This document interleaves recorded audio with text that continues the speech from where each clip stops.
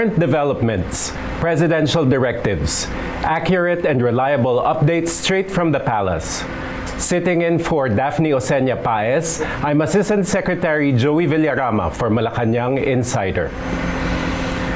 The Marcos administration aims to elevate the Philippines as a viable investment destination by fostering a robust economic environment. Through strategies and plans that align with national goals and priorities, this administration wants to ensure that every investment opportunity is maximized and every investment commitment is secured. Let's get an update on the policies and programs that drive economic growth and attract investments into the country. We are joined today by Special Assistant to the President for Investment and Economic Affairs, Secretary Frederick Go. Magandang araw, Secretary, and welcome to the program. Magandang araw sa inyo, Joey. Sir, before siguro we can begin to talk about your office and its function, siguro let's talk about you first. So you had you came from the private sector. You have a good track record. So tell us, what encouraged you to join government, and ano po yung differences na nakita nyo between the private sector and government? In one word, the answer is PBBM. I think it is a privilege and an honor to be able to serve your country. And I also believe that such an opportunity comes perhaps once in many lifetimes, to be given the trust and confidence of the President to serve in such capacity. So I feel very privileged. Siguro you answered it na, but I will still ask it. Did you have any second thoughts or qualms or apprehensions to join government? Well, of course. I think coming from the private sector and having no experience in the public sector is enough reason for someone to be concerned or have second thoughts. But at the end of the day, I go back to what I said earlier, that it is indeed a very rare privilege and honor to be able to serve the country.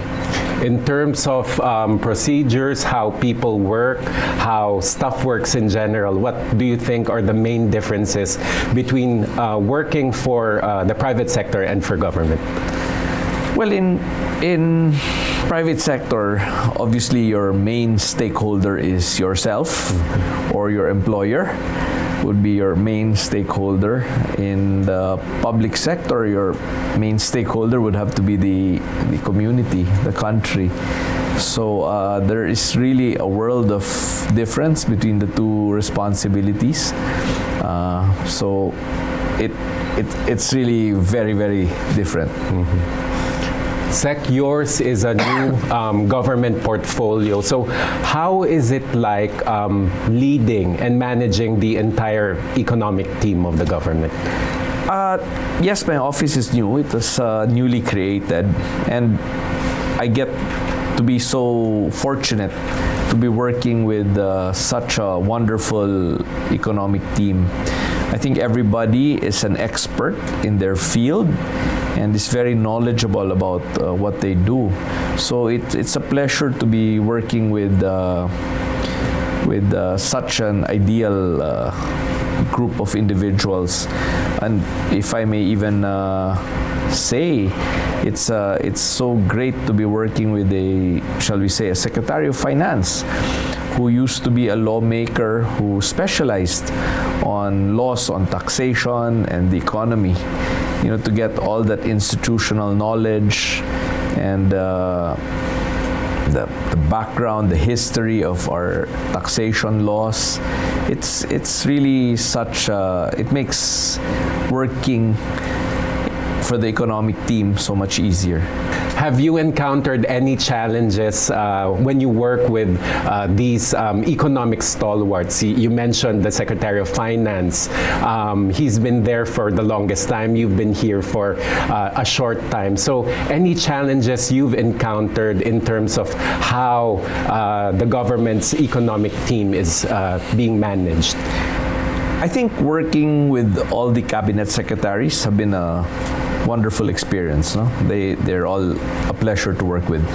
The challenges usually are with the bureaucracies or the institutions.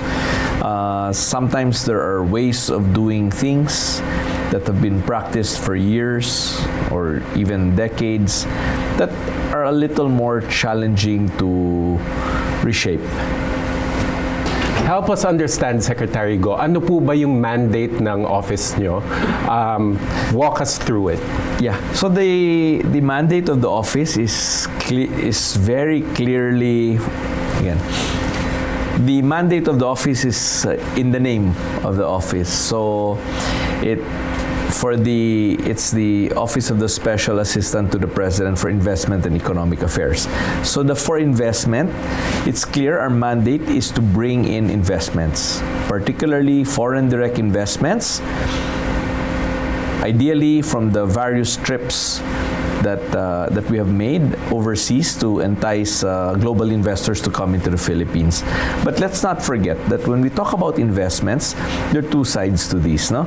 There's the foreign direct investments and the domestic investments. And I would dare say that for a large part of our history, the domestic investments play a very, very significant role and have been more significant than the foreign direct investments. And on the second part, the economic affairs, the role of the office is to sit on several boards or committees, interagency committees of the government, such as the NEDA board, the various authorities and agencies that there is representation from the Office of the President. And if it relates to investments or economic affairs, normally the Office of the President nominates me or my team to sit on those boards or interagency committees. And then for the first part of the name, Special Assistant to the President, as stated, I do anything and everything that the President may assign to me as a special task or a special assignment. And of course, we serve at the pleasure of the President, so as special assistant, it's really to do whatever he may assign to me. You mentioned foreign direct investments. The DTI also keeps track, obviously, of FDI. So wala po bang overlap sa functions, let's say, with DTI or other economic or financial government institutions? The government institutions have been there for decades. They probably have 1,000, 2,000 people. I have less than 20 people on my team. So I'm pretty sure there's no overlap. My office's role is to support them whenever they need it. Whenever, for example, in the example you stated, no, that would actually be the Board of Investments. So we're here to help the Board of Investments in any way we can. If a large foreign direct investor will come to town, for example, and would like to meet senior officials in the administration, to get reassurance and confidence that the country will welcome their investment, we're there. We're there to help the Board of Investments. We're there to help the Department of Trade and Industry in any way that we can. You took your oath in January. Obviously, you have lessons and learnings so far in the course of those several months. So, ano po ba yung greatest learning so far about government and the people working within the government? Well, I must say that the career officials in government are very knowledgeable about what they do. They're experts in the field. They have all the institutional knowledge of how things have been done and how things are being done. And I think that's extremely valuable in a regulatory setting, where you need the government to be able to be very knowledgeable to institute the rules and regulations to govern a particular sector or a particular industry, for example. So you have to take care of economic affairs. There's also governance. But how does public service figure into your kind of work, into your portfolio? The role that we have, since it includes any task that may be assigned by the President, some of them definitely go into the field of public service. For example, the President asked me to look into the national ID. As we know, maybe half the citizenry has received their physical national ID and half have not. So the task given was to find a way to digitalize the national ID and to roll it out. And I'm very happy to say that we were able to put together DICT on one hand and PSA on the other hand to work on the digitalization of the national ID. And I'm so happy to tell you that about 3 months ago, we launched the digital national ID. And today we have about 4 private banks that are accepting the national ID, the digital national ID, as a source of verification and identification, and a mobile wallet to also use the digital national ID as their KYC. So while our role may seem to be sometimes a bit on the investment and large investor categories, we also have public service roles to play. Up next, tatalakayin natin ang mga hakbang na gagawin para maisakatuparan ang economic agenda ng Pangulo. Stay tuned, we'll be right back.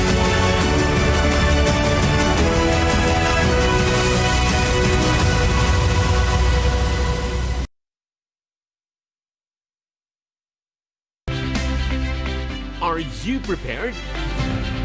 Calling on all the empowered youth in Southeast Asia. Join the ASEAN Youth Contest for early warning and anticipatory action in disaster management. Share your experiences with disasters. Showcase your ideas and innovations. And become advocates of disaster resilience. 4 categories await. Creative writing,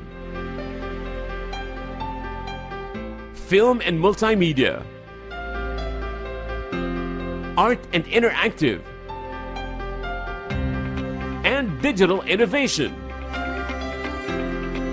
Get a chance to showcase your work and inspire your fellow youth at the ASEAN Youth in Climate Action and Disaster Resilience Day event in Bangkok, Thailand.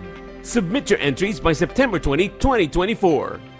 For details, scan the QR code or visit the link below. Don't miss this opportunity to be the voice of change.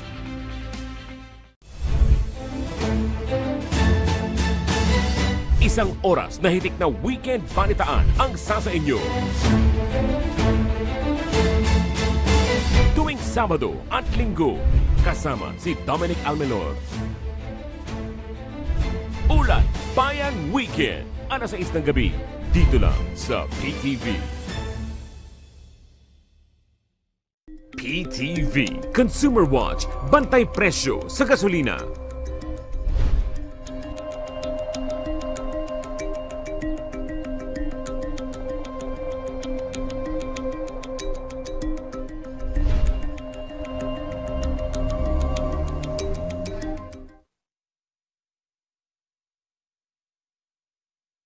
Karamihan sa amin ay nag-asawa na lang, walang pinag-aralan, hindi po kami educated.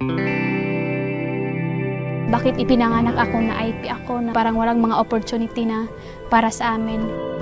Nagbabaon kami, kanin lang, ang ulam, bagoong, gano'n. Talagang wala nang kaya ang magulang ko. Hango sa kwento ng mga totoong tao.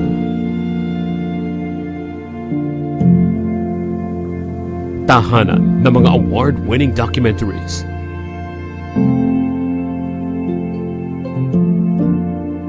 Public Eye sa PTV.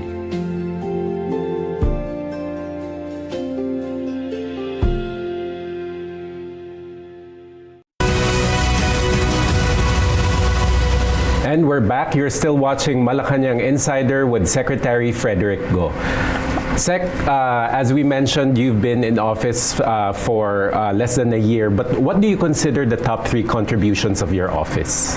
I'd say number 1 would be the passing of the Public-Private Partnership Law in December last year.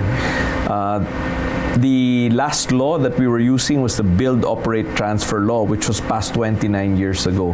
So can you imagine that this PPP law was really needed, no, by the economy? And this PPP law is so important because of the fiscal space of the government.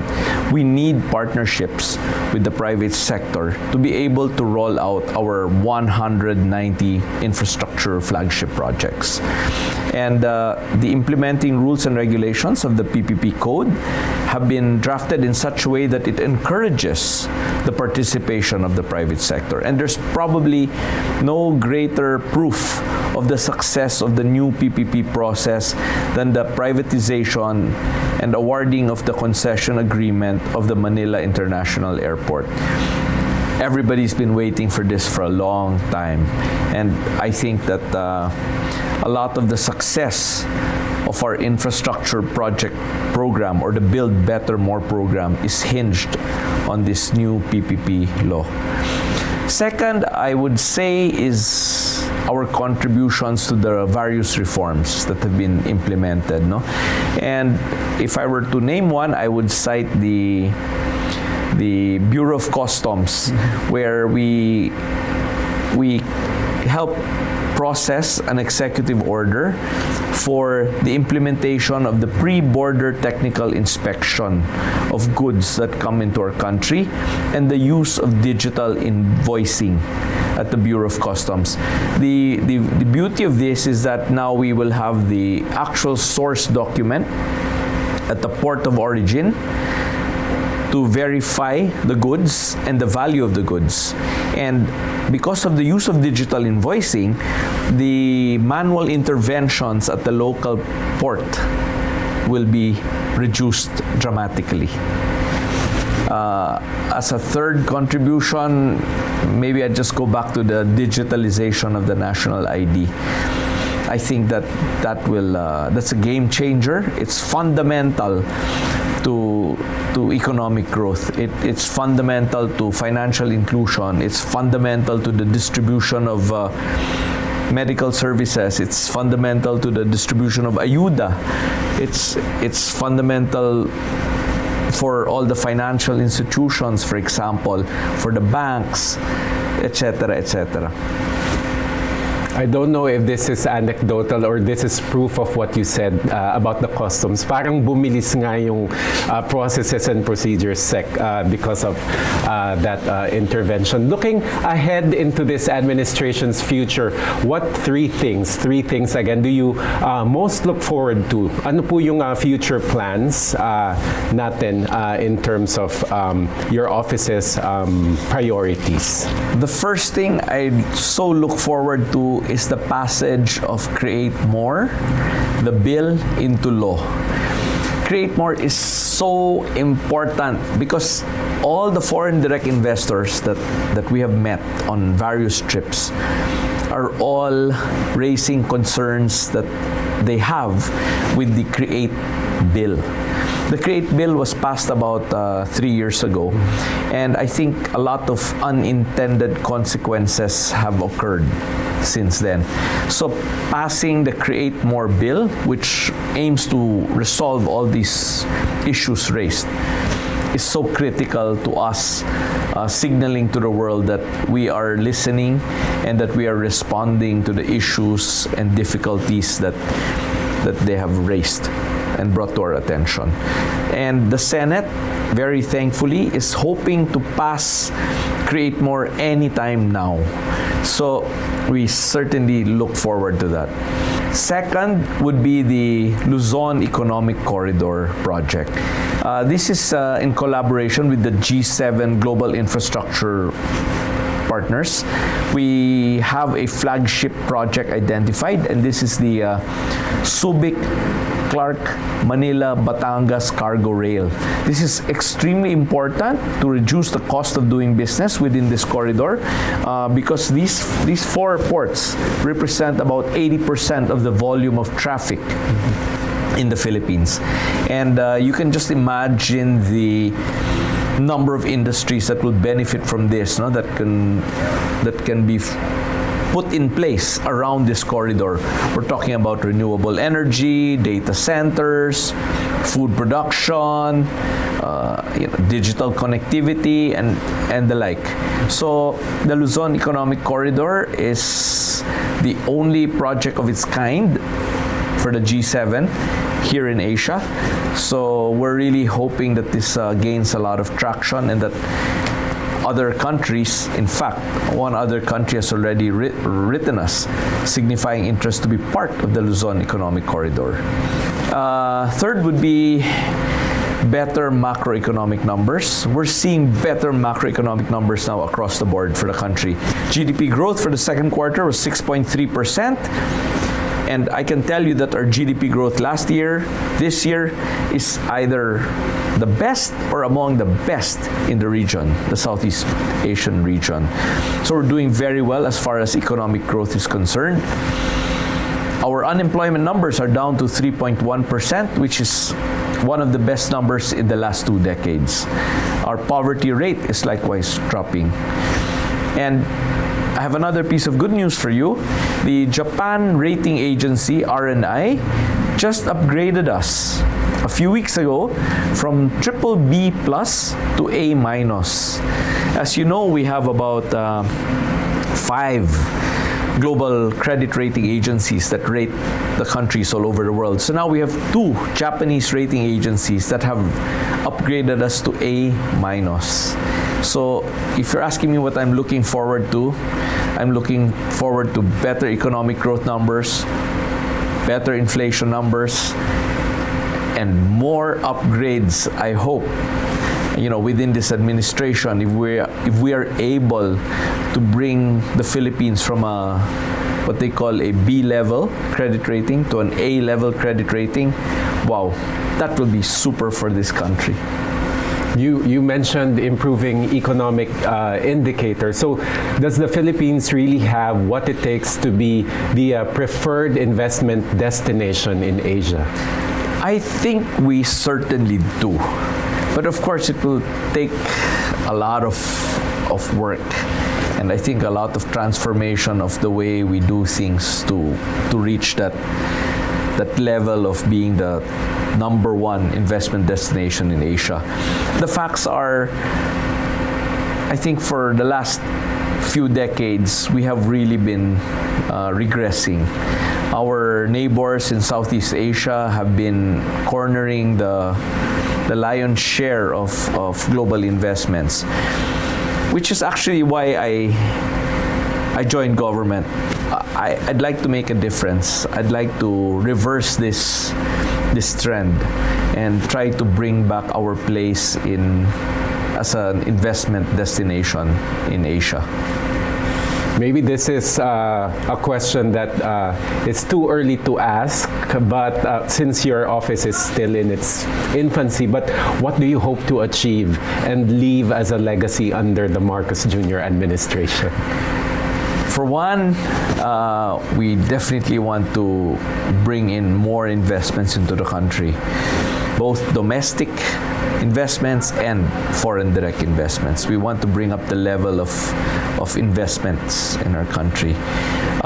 Second, I'd really want to do concrete things that help ease doing business and institute reforms that will help reduce the cost of doing business.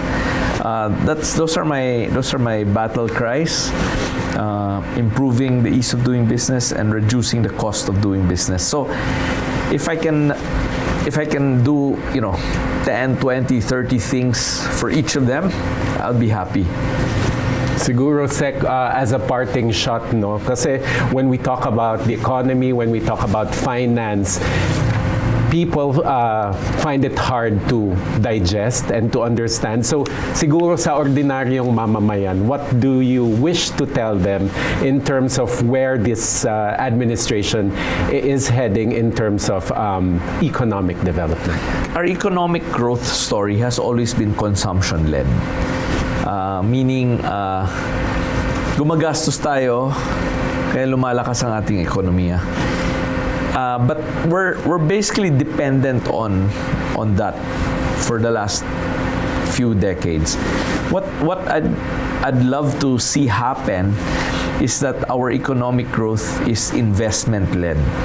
I think this will be more sustainable if we are able to bring in the large-scale investments that make the Philippine economy globally competitive.